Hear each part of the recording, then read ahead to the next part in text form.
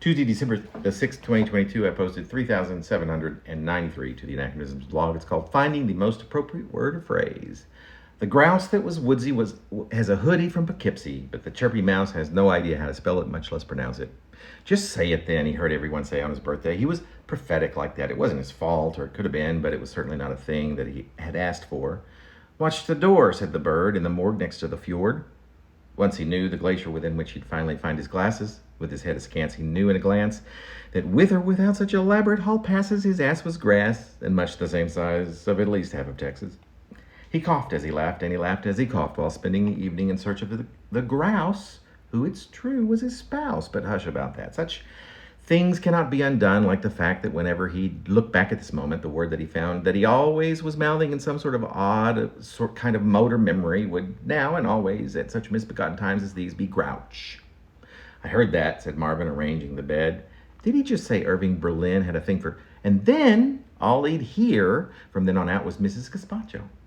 And so for the rest of the day, almost as though punishment for having such a lousy memory, he put the kibosh on quite lickety-split on his finding more words that were rhyming and shit. He calmed himself down and looked under the newlywed's bed for whatever it was that was lost and as of yet unremembered.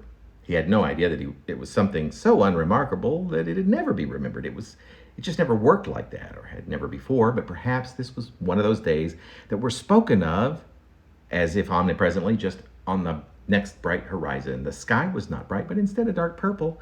Oh well, he thought dourly, that's just the way the cookie always must crumble. He racked his mind. Could it have been Barwin, perhaps, or Sharman, or could it have been Darwin? But really he had no idea. And so right at the top of the brain, did thought from there on after keep popping back up.